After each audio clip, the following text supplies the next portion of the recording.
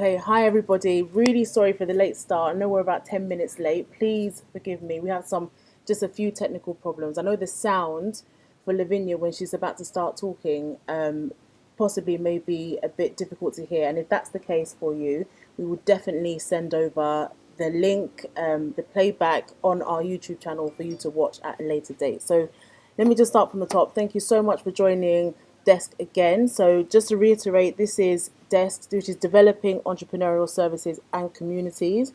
We're redefining how spaces access online as well as offline. To know more about us, you can go on all our social media platforms, which is at DESC Global or at desk.io to know more about us.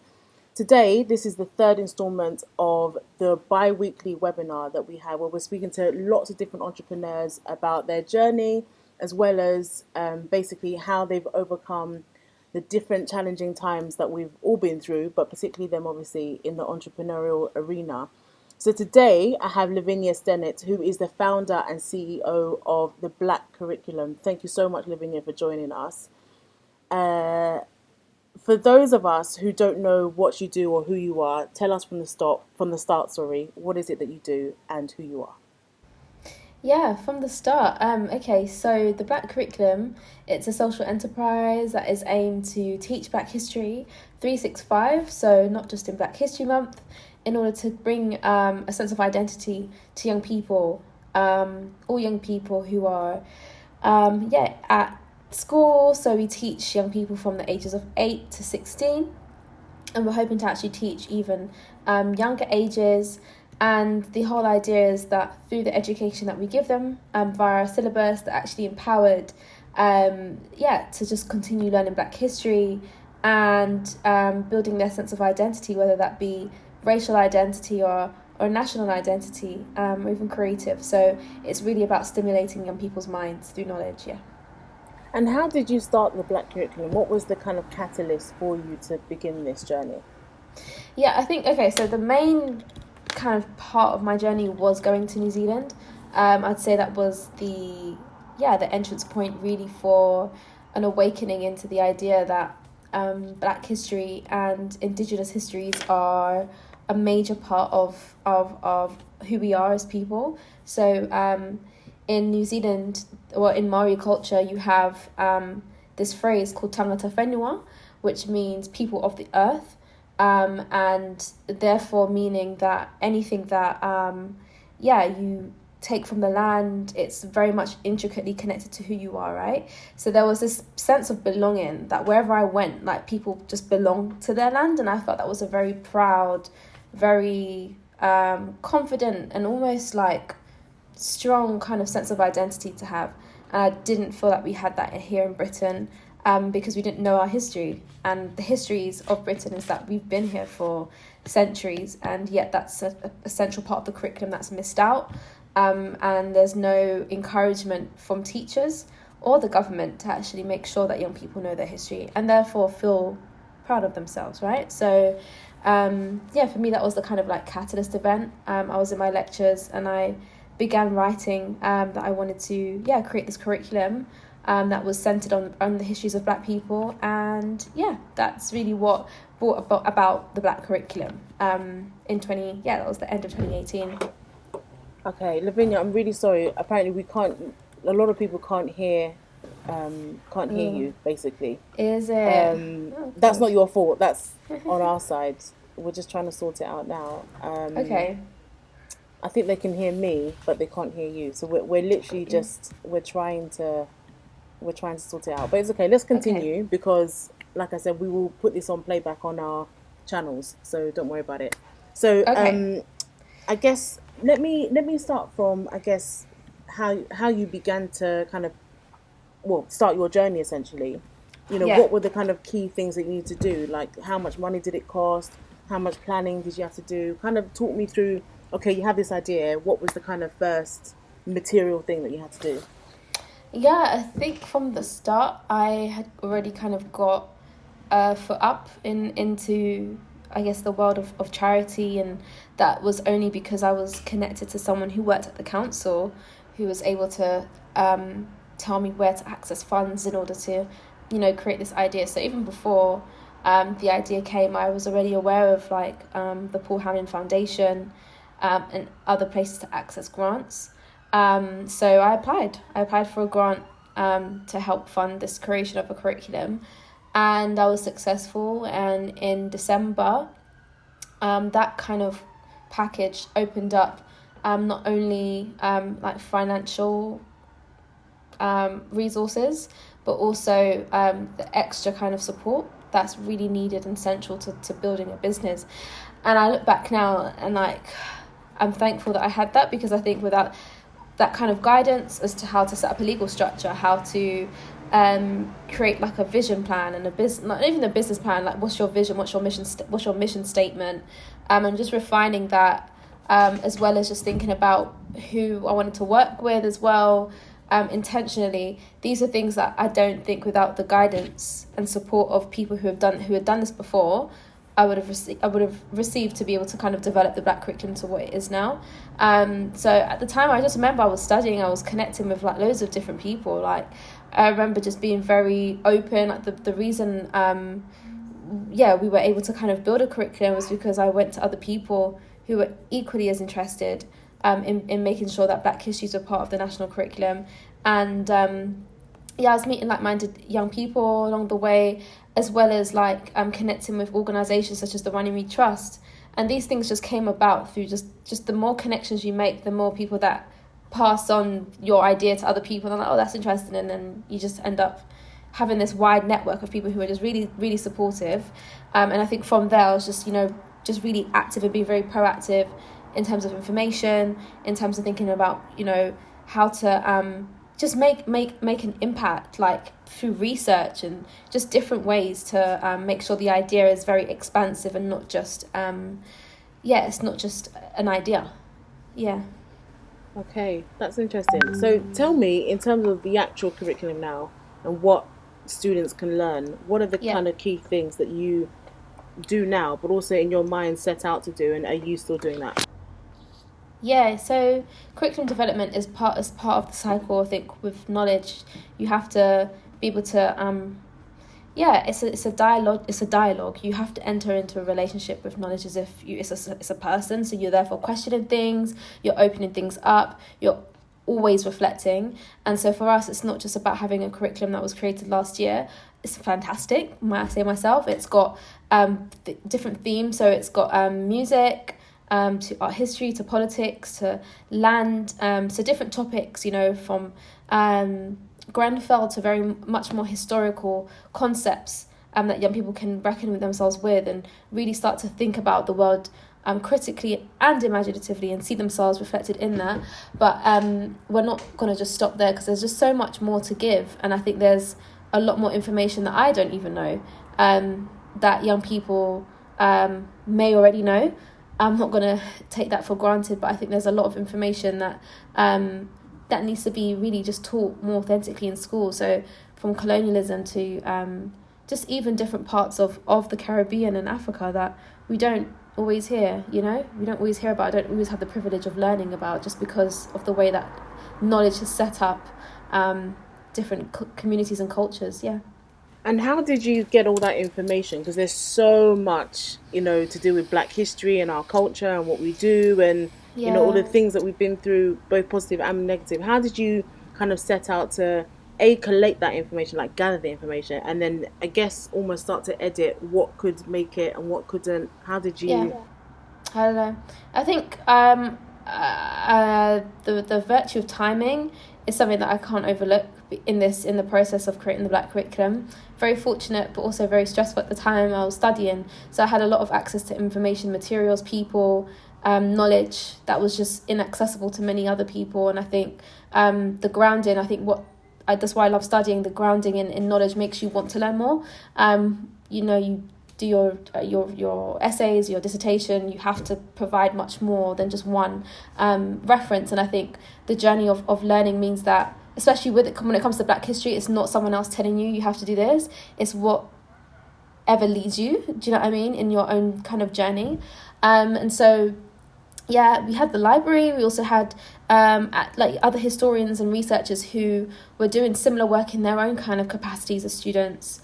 So my focus at the time was around Jamaica and land, and so that obviously influenced the way that we teach and present the knowledge of land and the environment. But there are so many other topics on there that come from the expertise of other people who had access to like carnival and their own kind of lived and also studied experiences.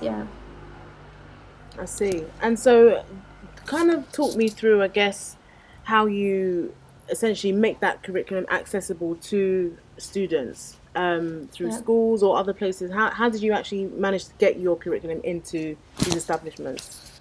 I'm not going to say it's an easy feat setting up this curriculum and then taking it into schools. I think that was one of the biggest kind of like hurdles and steps, steps rather than a hurdle, because we were able to overcome it. It's just the initial kind of breaking down of not only the material that we have, but also the fact that we are young and we are not teachers. Not all of us were teachers at the time. So there was these initial kind of barriers to kind of like, help us to kind of like build a relationship with schools in the beginning. I think mainly we've learnt that schools are very particular customers to work with, because you have to there's a lot of things that you have to have in place, like obviously your safeguarding and DBS, and making sure that this is not just knowledge we're making sure that it's geared towards success and learning. So there's these different elements of learning, as well as like child protection, that you have to be aware of when you're actually teaching, that schools want to see. But then also I think one of the main learnings is that schools wasn't the only option, and I think because of so much kind of like hurdles was like, oh, but we can actually go this way and we can go this way. So we started working within the community, which was actually before schools, but we took that more of a serious kind of part of our business, where we actively teach young people outside of schools through our Springboard program. I see. And just tell me a bit about your team, because from what I see on your website, there's quite a few of you that are making up the black curriculum. How did you find those people? How did you decide that they were the right ones to kind of deliver the curriculum? And how's it going for you so far? Team are excellent. They're excellent. I think the black curriculum has only got so far because we've just been so united as a team, in terms of accomplishing the mission and the vision, and we're all very like dynamic people. So half of them, we've done like a recruitment process over December to gain more educators onto the team. Others have found out about the black curriculum through kind of the publications that we had earlier in the year, like the BBC, The Guardian, and they reached out after that and expressed an interest to help join the team, and it just really grew very organically. And then prior to that, like from the initial set, I've just jumped, but the initial stage, it was myself, Bethany, and Lisa. I met Bethany at a conference. Lisa at a conference, and then Lisa picked up Bethany, who's her best friend, and so it just kind of developed like that. So it's been organic, but also very intentional at the same time. So, as you know, this webinar is about thriving in uncertainty, and we are certainly in uncertain times. Yes. How has it been for you personally, during lockdown and all the crazy things that have been happening since the coronavirus kind of has spread around the world? But also, how has it been for your business as well? How have you coped? It's not been easy for any of us, and I think we're still in a period really of collective grieving and confusion. I think there's a lot of things that we can point to that really threw us, of course. We definitely didn't predict in February that we would have been here. And I say that in a good way in hindsight, because we were able to adapt very fast, and I think the nature of what we were doing, we were already on a moving momentum that was going in the right direction. I think what is special about the period of lockdown is that it brought each of our minds to make sure that young people's learning wasn't disrupted any further. We've always been of the conviction that Black history is as important as your maths, your English. And so whilst there was like a heavy focus in the beginning on making sure that young people were getting like the right resources and the right kind of like tutoring online for those classes, we wanted to make sure that our resources and also our services were at the forefront of that too. So there was always this push that we had from the beginning just to make sure that like, yeah, young people were getting our resources, they enjoyed it, and we were still building those relationships with people. Because I think that's what it showed us, this period of like, just isolation, it brought us together. We, at the beginning of April, just created this strategy for like the next 6 months that we wanted to do, you know, like different kind of like digital like movements. So we like launched a set of animations and podcasts, which went down really well. And that really just amplified the work that we were doing across different younger sections, as well as parents who were looking for resources, as well as that we was posting blogs, making sure that, you know, we're still encouraging parents to teach their children at home to learn Black history. It was challenging in the sense that we had to change what we were doing, like from physically delivering our services to going online. But at the same time, the intention of making sure that our switch to go online was as powerful like in the forefront of young people's learning, I think it really sustained what we were doing. Okay, and just talk to me about kind of like the actual business side now. Was that disrupted in any way in terms of the finances or your balance sheets or anything like that? Did you find that was an area that was struggling in any way? Yeah, I think with like most people, most of their there was loads of cancellations. For us, we don't have any cancellations per se. We had loads of schools postpone, which definitely did affect the cash flow. But in the bigger scheme of things, I think what it done is allow us to reanalyze what our business actually was, in some ways. Our programs have now, because of that, switched priority. And I don't think the period of coronavirus would have allowed us to see that, which ultimately would have affected the financial sustainability of the business as well. So yeah, I see. So it's almost been a bit of a blessing, almost than a curse. Yes, and I don't use blessing lightly. I think this is a blessing. I think sometimes it's like really difficult to see the grandness and the vastness of a blessing when you're in the middle of chaos. But if you really start to unpick it, there's opportunities, and I think opportunity isn't something that comes across to many people, and especially when it comes all at once as well. It's definitely a blessing. I see. And just out of curiosity, just talk to me about, when the students go through the curriculum, is there maybe a specific qualification that they get at the end of it, or is there a certificate you give them? How exactly does it work? Yeah. So for our teachers, we give them accreditations. So we're kind of like an Ofsted in that we analyse schools based on how diverse the curriculum is, when I say diverse, how well Black history is embedded into their curriculums, but then also their teaching standards. So how are they actually teaching, and what are the kind of methods that they're using to teach? So teachers get like an accreditation at the end. And for young people, through some of our programs, they have the option to kind of, gain something that they can put on their CV. So it's very tangible things. So for example, our Springboard program, which basically was like coding as well as Black history, it allowed young people to gain coding skills, which is just incredible because they can then transfer that and use that in their applications, whether that's for university or non-university. It's still a skill. So through our programs for sure.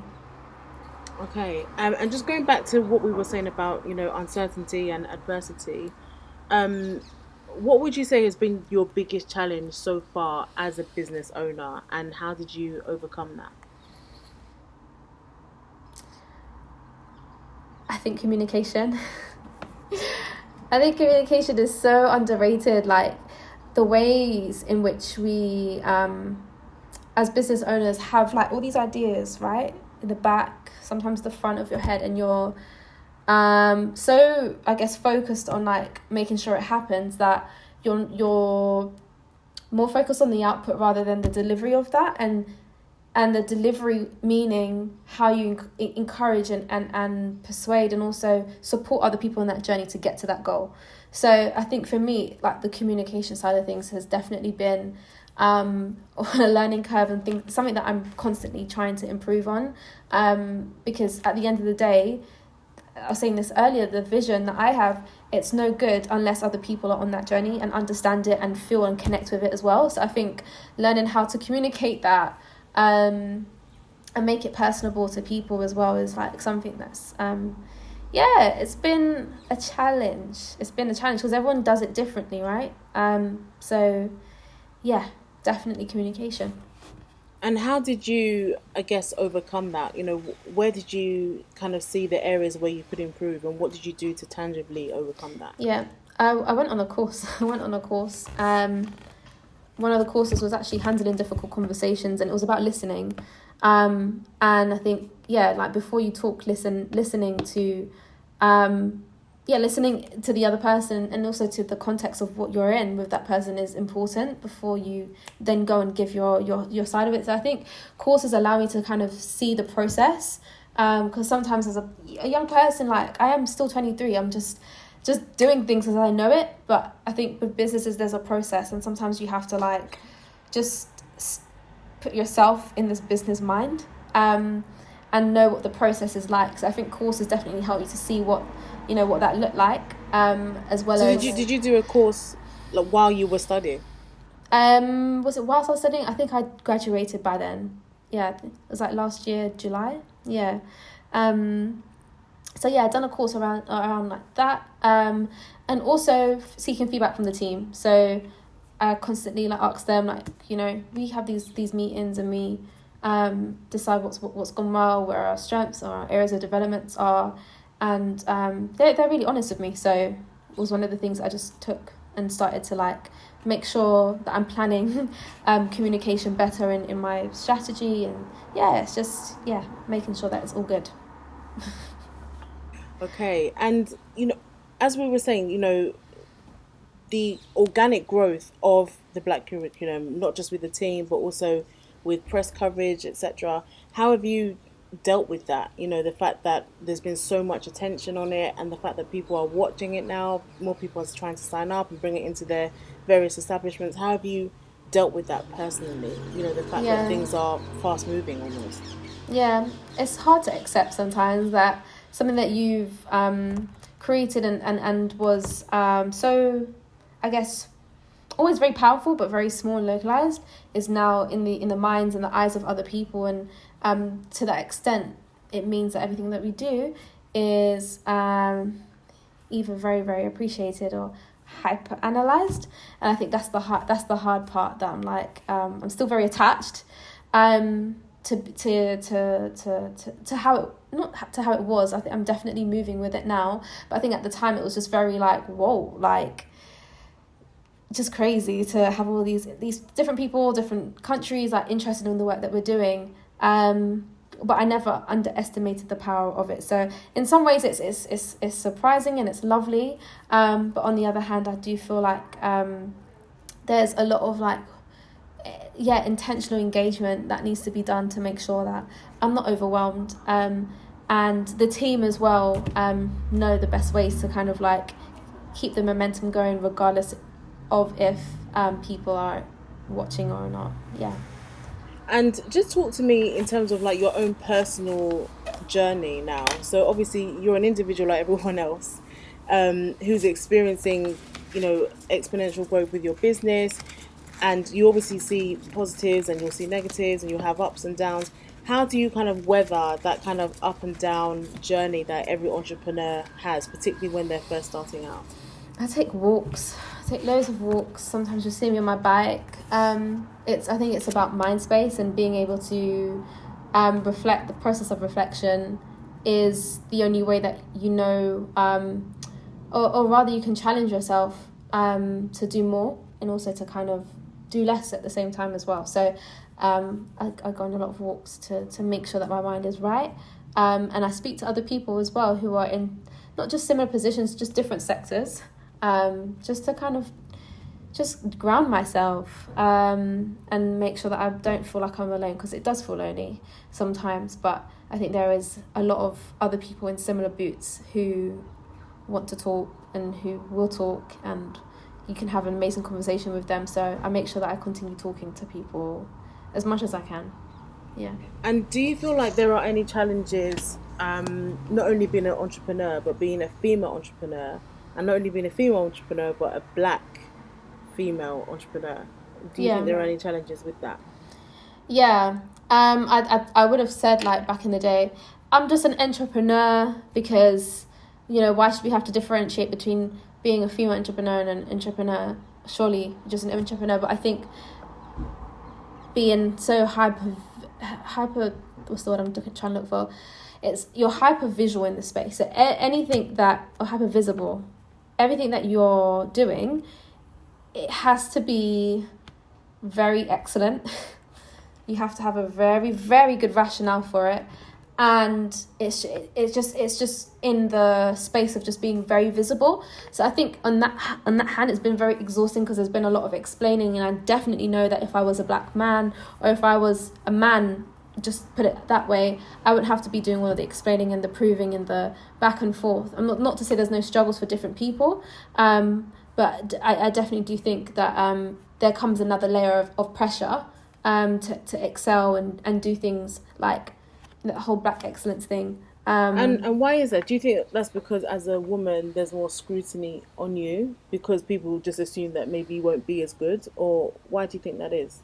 Yeah, I'm young. They're just like, so I've literally had people tell me, because well, they won't like explicitly always say it, but it's like, oh, you're 23, like it's very patronizing. So there's this expectation that you're just going to be really sloppy, and not kind of do things with a plan. And I think, like, if you wouldn't expect that of a 53-year-old white man, why would you assume that I can't deliver the same level, if not better? So I think sometimes it's just overcoming people's kind of perceptions, and rebuking them as well. And have you found that because of being a female entrepreneur, or being a black female entrepreneur, that you've lost maybe some opportunities because of that, or maybe there's been some sort of miscommunication along the way? I don't believe in lost opportunities. If it wasn't meant, if it didn't come, it wasn't meant for me. If I didn't get it, it wasn't meant for me. And I'm happy with that. But I do see there were opportunities that were not given to me because I was young and black. Yeah. And how do you feel about that? It's a bit sad, but it's their loss, so. So you keep it moving. Keep it moving, man. Okay. Keep it moving, yeah. And just tell me, in terms of where you envisaged black curriculum would be, and where it is now, and where you're hoping for it to go. Do you feel like you're on the right track? Or do you feel like you've maybe gone down a different road to where you originally did, but are happy with that? Tell me where you think you are on that journey at the moment. So there's a Bible verse, and I'm not going to quote it properly, but it's essentially, man has his plans, but God has the final say. And I think with my beliefs and the vision that God gave me for the black curriculum, I always knew the impact that it would have, and so therefore I've been very open to the path that it's kind of taken. I have obviously had my plan, and I've planned like the yearly strategy, and sometimes things just go the next way to the way that you wanted it to go. But I think so long as we're making that impact, and getting those 3 goals and company aims out, I'm content with the way in which we go. But yeah, definitely on the right track, and there's so much more to do. So it's just continually just putting in that work, really, because there's so way more. You strike me as someone that's quite open to the process, basically. You're not kind of sticking to like a rigid plan that you had from the beginning, and you're kind of free flowing, and you're rolling with it. I guess with that, is there like an element of uncertainty with that, and how do you overcome that mentally by basically not freaking out, essentially? Yeah.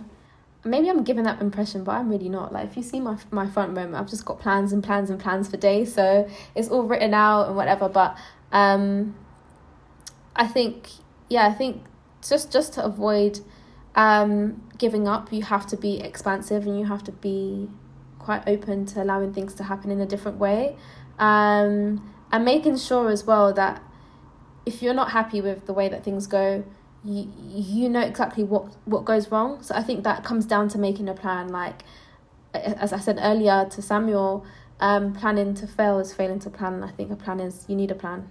You need a plan. Yeah.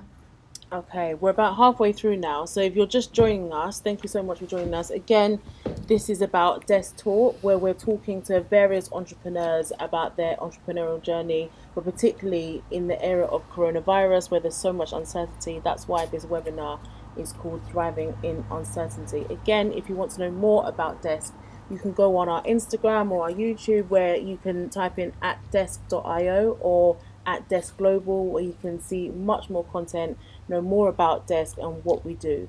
So going back to Lavinya, Lavinya is the founder and CEO of the Black Curriculum, which basically teaches as many people as she can about Black history, Black culture, Black everything, essentially. Am I right in saying that? Yeah. Okay, great. So let's continue. So just talk to me about, I guess, because I really want to try and get into the psychology of an entrepreneur. So I think a lot of people have ideas, and they have it written down on the back of a newspaper or written down on a little post-it note.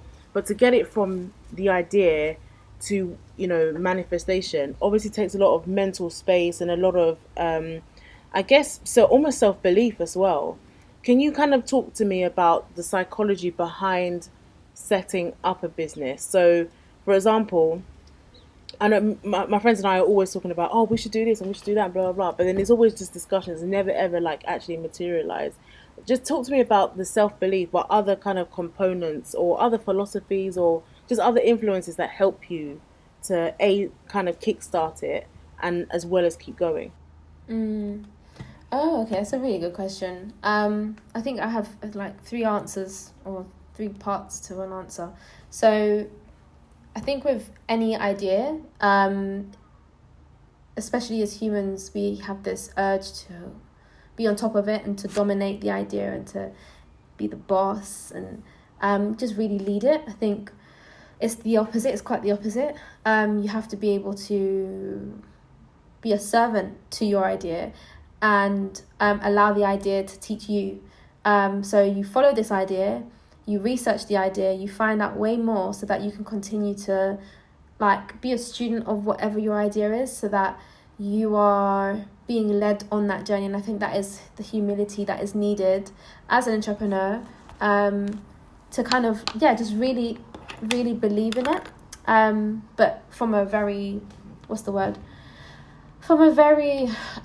humble point of view, and I think naturally that the kind of energy that you've put into serving this idea, it will put you on top of it. It's just, I think that's just the way things happen. Secondly, you have to be annoying. Like, you have to be very, very much like a spring. So you ping the spring will just get back up. That's how I think I am. Like, I'm very like, you tell me no, I'll probably be sad for like an hour, but I'm back. And I think that resilience, like just to keep going, regardless, is just like, it's a quality that I think it's hard, but it's definitely needed in terms of like just the different kind of things that you will face along the journey, because it's never just straightforward or linear. And then lastly, just affirmations, loads of affirmations to yourself that you will do this. It's not even I can, you will. And I think sometimes you have to you actually have to speak to yourself and move yourself forward. So yeah. And just talk to me also about, the down days, or as you just said, the down hour. How do you kind of, I guess, pull yourself through that? Because there are some people who go down that road and then it's like, well, I'm just not going to do it anymore. I can't be bothered.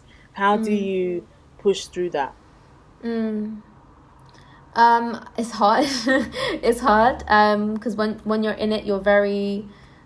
It's like my friend was saying to me the other day that negativity is like a ball, and it's like the more kind of like you feed into it, the more that it just reinforces over you. So I think like Sometimes it's just okay to just accept how you're feeling, and just embrace feeling low, but then at the same time have a plan that this is not going to last. So you're just going to play your slow jams for an hour, have your ice cream, and at the end of that you're going to go and comfort yourself, by speaking with friends, and whatever it is that allows you to uplift yourself at the end of that is the key.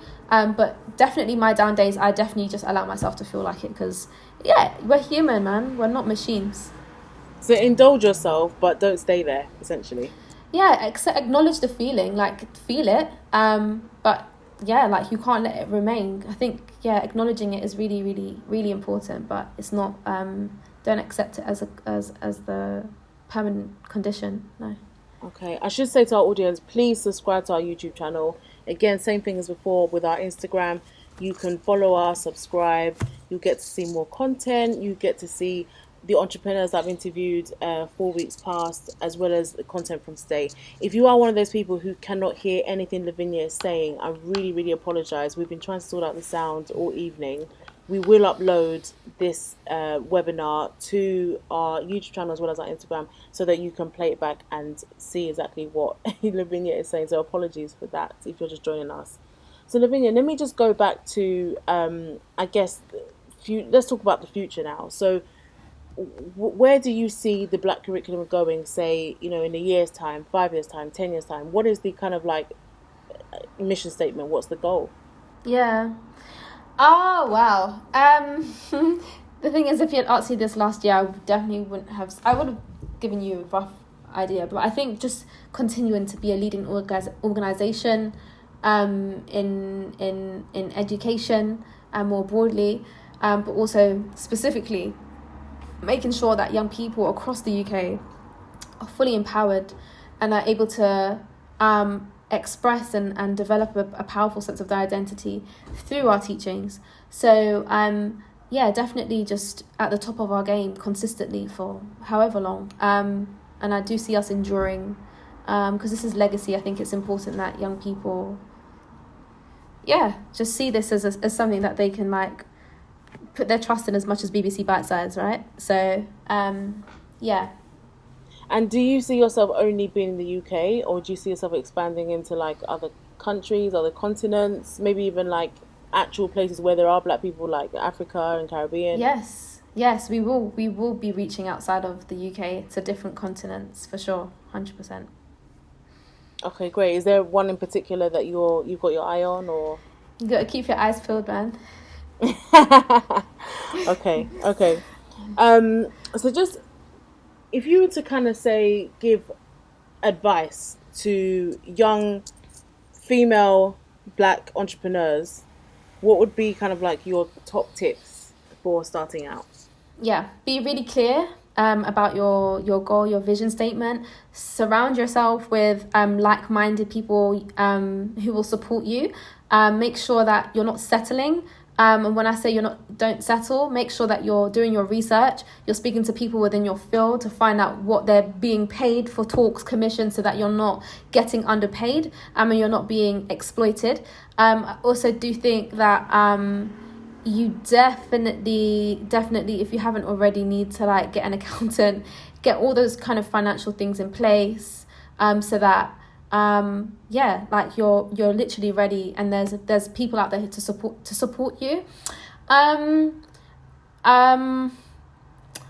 Also just think supporting other people, because naturally like you're gonna need support, but at the same time life works in circles, right? So I think you definitely need to be actively trying to support and uplift other Black women around you as well, and also your Black men as well. So I think there's just so many different things that we can do to uplift our communities at the same time as ourselves being lifted, because life is a dance, it's not a race.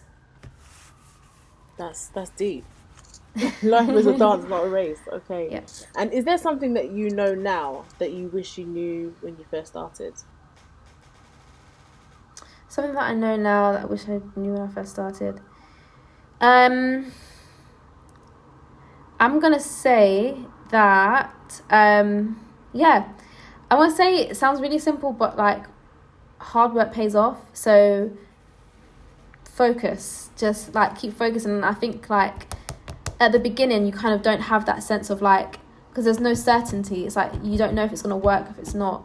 But I would say now that I'm here, I can definitely say that you just put your head down and keep focused. The rewards will come. And how do you keep focused? How do you keep focused? Switch off your phone. I'm joking. I think it's important to it's just surround yourself with people who will continue to kind of like keep you like on the right path. Read. I think reading is key. Whatever you're interested in, just continue like developing that niche. What kind of things do you read? I'm into a lot of things, man. Like I read a lot of history books. So South African history, I've recently started reading more about. Caribbean history is my thing. So a lot of my readings were around like Jamaica and Brazil. But I'm also into a lot of like self-help. Sometimes I read Forbes. I read very expansively. So yeah, it just depends on how I'm feeling on the day. I see. Did you read anything today that you want to share with us? Have I read anything today that I want to share?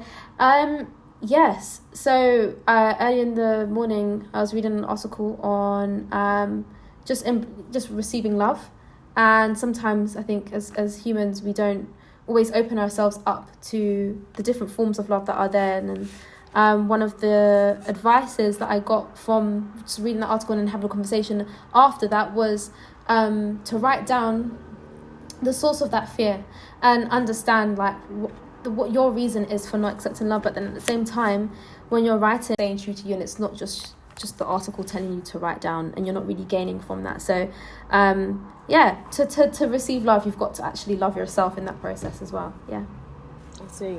And just talk to me about the subject of mentorship. Do you mentor? Do you have a mentor? What do you think about mentorship? I think mentorship is so key. I at the age of 17 got a mentor from the Girls Network, and she's been with me ever since. And I have other mentors who help with the business, but on a personal level it definitely gives you guidance. And I think sometimes the experience that comes with the wisdom that comes with experience isn't something that you always have access to. And I think especially as a woman leading the field, like you're able to kind of get like those high level tips that you just don't normally get. So I have a mentor, and I also mentor as well. And what were the key things that you wanted to get from a mentor? And do you have only one, or do you have different ones with different things? Yes, definitely different ones with different things. I think people's specialisms, like they've spent maybe 10 years of their life doing this one thing, and I think it's valuable to have different people for different things rather than someone just for everything and spreading themselves really thin, unless they're God or a really good mentor. But I think with sorry, what was the first part of your question? It's just gone.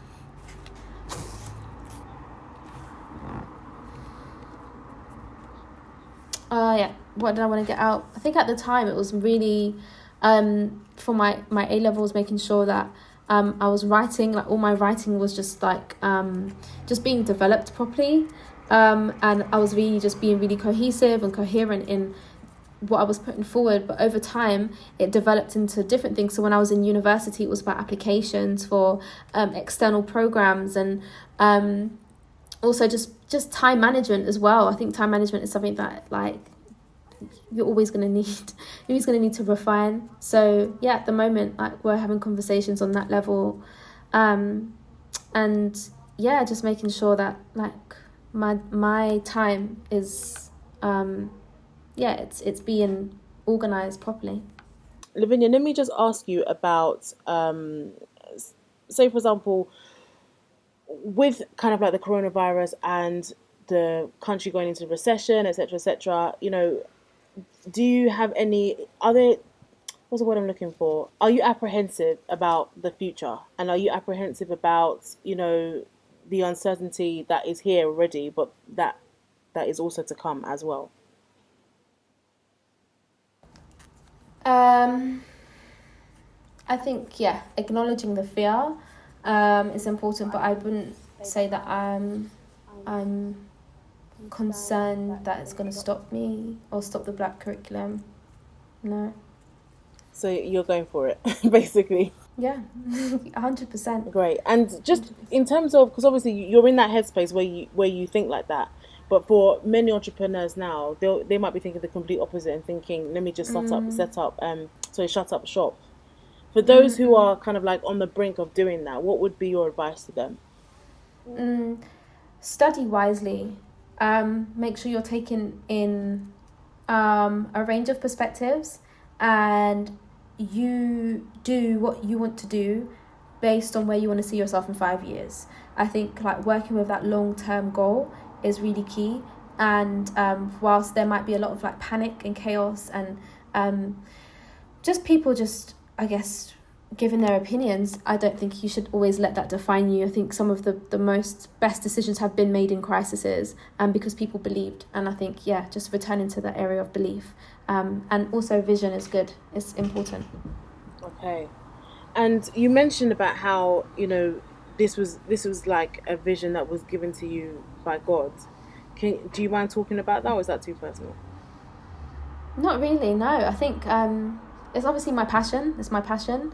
But I recognise that I'm on this earth to serve God. So anything that I'm given, anything that I am remotely interested in, it's God's will. So as long as I'm kind of like, yeah, just staying connected and just being grateful for it, I recognise this is not just like, it's just not me. I could not have done this. I did, but it's definitely by the grace of God. So yeah, it just comes back down to my faith, really. Right, and just talk to me a bit about how important faith is for you in terms of business, because obviously a lot of people wouldn't necessarily put the two together, but for you it seems as though that was almost like the catalyst for this, essentially.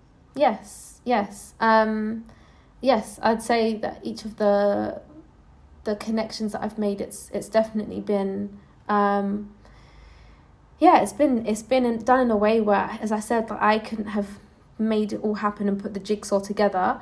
But I think with faith, it's definitely encouraged me to keep going and connect with like-minded people who see the vision, because there's some people who don't, and like as well-intentioned as they may be, as kind of close to the culture as they may be, there's still this element of like, oh no, but your idea is too risky. Oh no, but you don't have any experience. And these are projections that people will give to you. But I think if you have faith, you will not allow that to define you. You will not allow it to shape the direction of where you go. So I just reject those things in the name of Jesus. So yeah.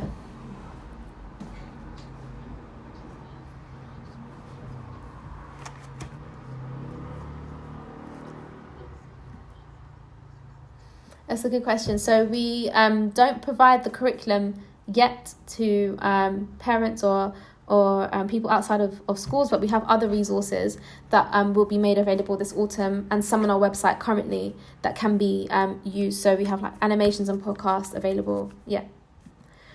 Okay.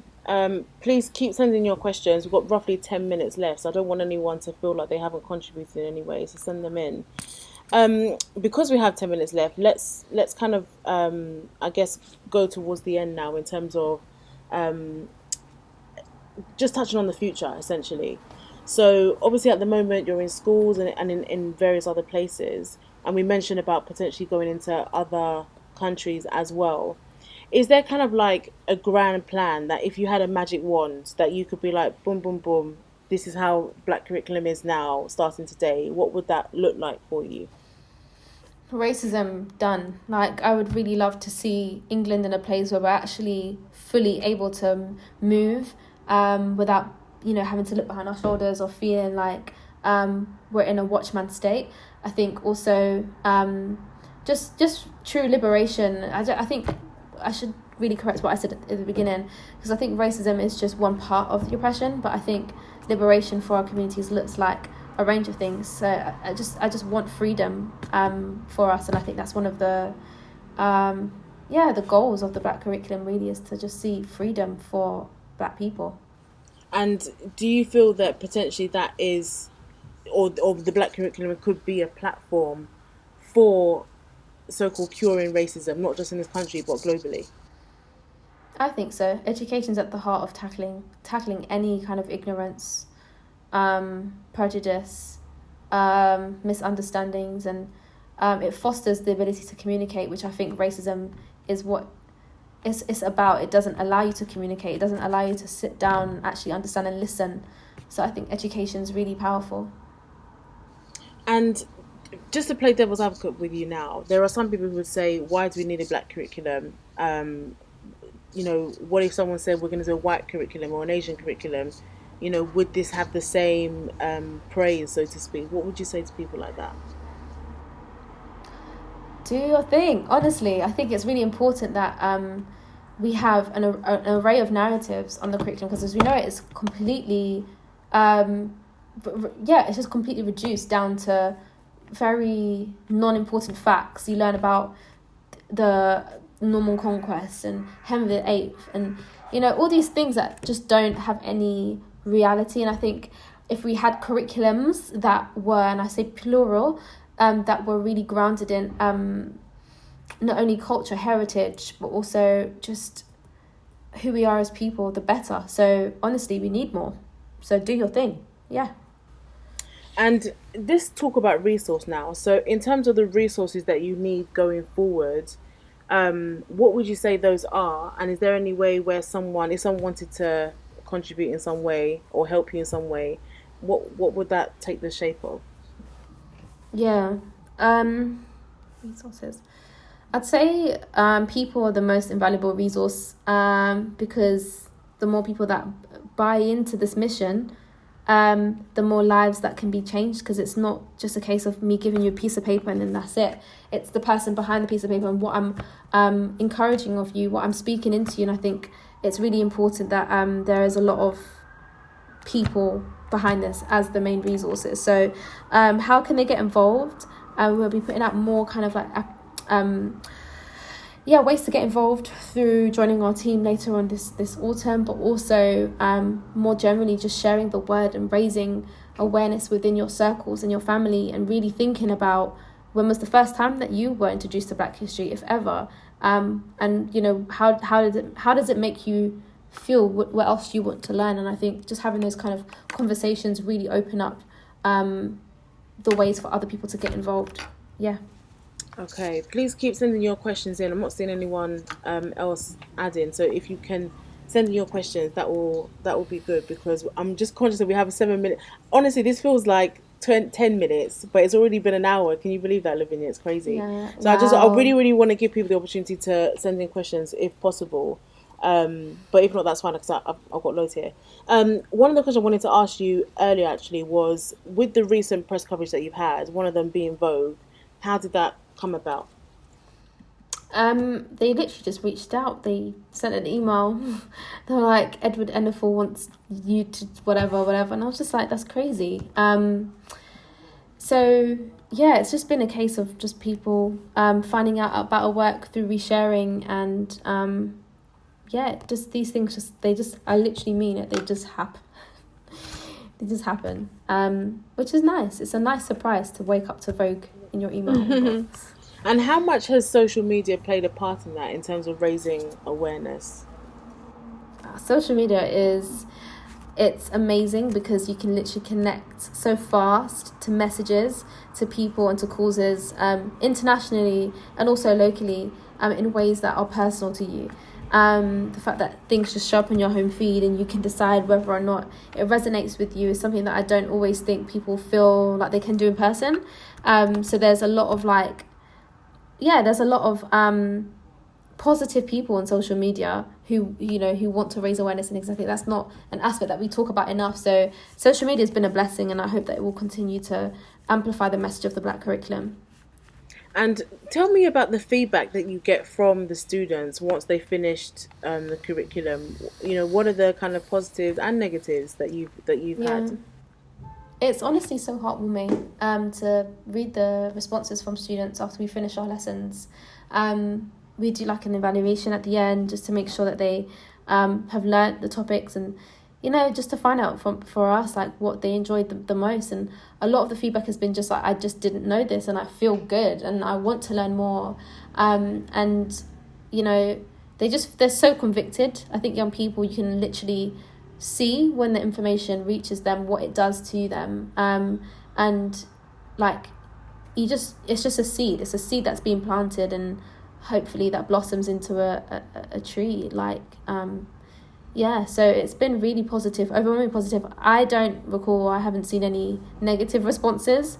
I think the only obstacle in the beginning is them getting to know us and get used to us, and this information as well, because sometimes it's so new, they're like, how comes I didn't know this? So yeah, I think there's just those things, but mainly it's been really positive. And actually, that's a good point. You mentioned about, approaching schools was quite difficult in the beginning.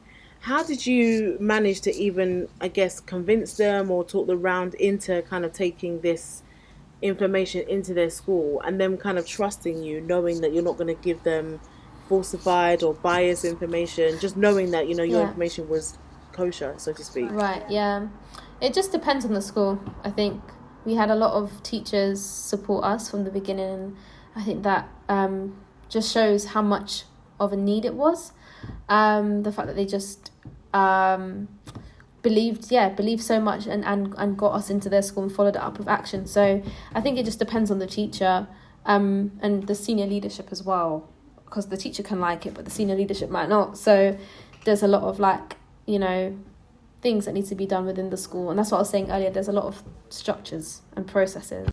And did you need to have any kind of conversation with Ofsted, as an example, or not really? Not really. Okay, cool.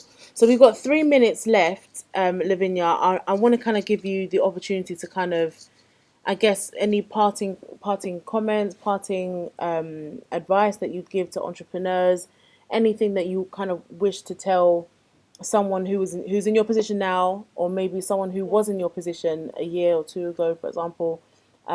Any advice that you'd give?